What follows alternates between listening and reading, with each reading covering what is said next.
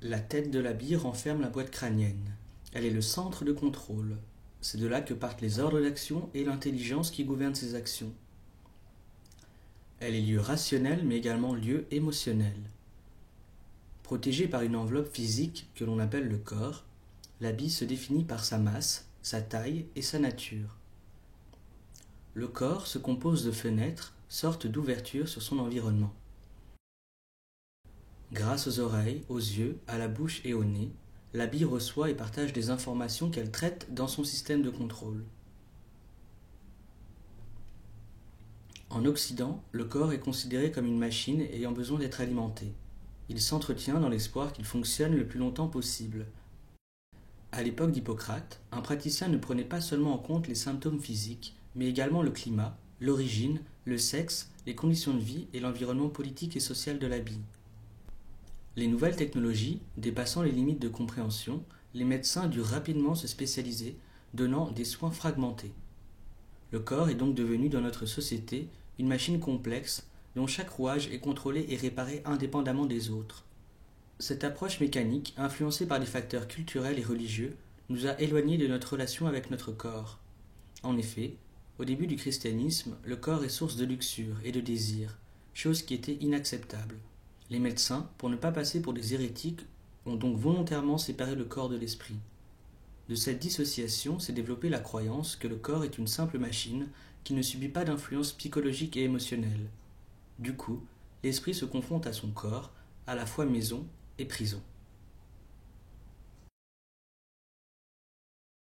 Comment expliquez-vous que Truman n'ait toujours pas, à ce jour, découvert la vraie nature du monde dans lequel il évolue? Chacun de nous accepte la réalité du monde auquel il est confronté. C'est aussi simple que ça.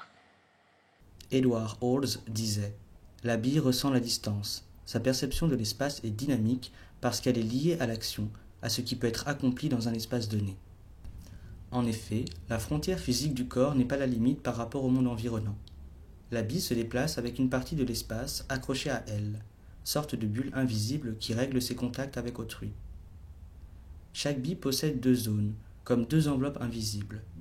La zone intime, qui est la zone affective et privilégiée. Elle est protégée par des mécanismes de défense. Et la zone personnelle, qui est la limite d'emprise physique sur autrui, sorte de bulle protectrice pour s'isoler des autres. De plus, chaque bille possède un territoire personnel qu'elle protège des atteintes extérieures. Subissant son poids, la bille réagit par rapport au milieu dans lequel elle vit. La bille tombe inévitablement par l'influence de son poids jusqu'à toucher le sol de son milieu. Sur une surface plane et horizontale, la bille est immobile. Si le milieu est incliné, la bille roulera vers le bas. Dans son parcours, elle frottera son milieu.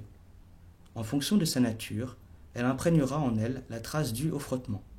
Si le milieu est fragile et tendre, et si la bille est lourde et solide, elle déformera son milieu. Certaines changent de milieu, expulsées pour fuir ou simplement parce que curieuses. D'autres restent dans leur milieu et y mettent leur empreinte.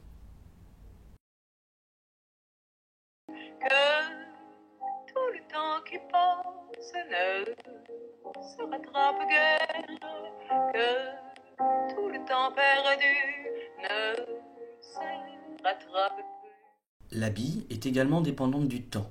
C'est d'ailleurs le seul élément qu'elle ne contrôle pas. Ne pouvant y faire face et n'assumant pas toujours sa nature de mortelle, la bille cherche par tous les moyens à le soumettre. Grâce aux progrès sanitaires, aux progrès sociaux et aux normes, sa durée de vie s'allonge. Elle définit le temps dans le cadran d'une montre ou dans un calendrier. Elle le fractionne en secondes, minutes, heures, jours, semaines, mois, années, siècles. Elle divise ce temps en trois. Le passé, le temps qui est derrière elle, le présent, celui de l'instant, et le futur, celui dans lequel elle se projette. Pour contrôler le temps, elle déforme l'espace afin de lui enlever toute temporalité. En effet, la technologie lui permet d'aller de plus en plus vite. Les transports, avions, voitures, axes routiers permettent de gagner du temps. Internet permet également de se démultiplier afin d'être ici et là en même temps. D'une certaine façon, la bille se détache de ses capacités physiques au profit d'un monde technologique plus rapide plus libre de par ses structures. L'habitude et le rythme font partie intégrante de notre société. Les jours se vivent, s'oublient, se ressemblent. Seule l'écriture du temps reste. Imprégnée par les souvenirs du passé, la bille grave en elle sa pensée, qu'elle croit actuelle et neuve, alors qu'elle n'est que souvenir, que mémoire, que vécu, que passé, que pensée. Je pense, donc j'étais.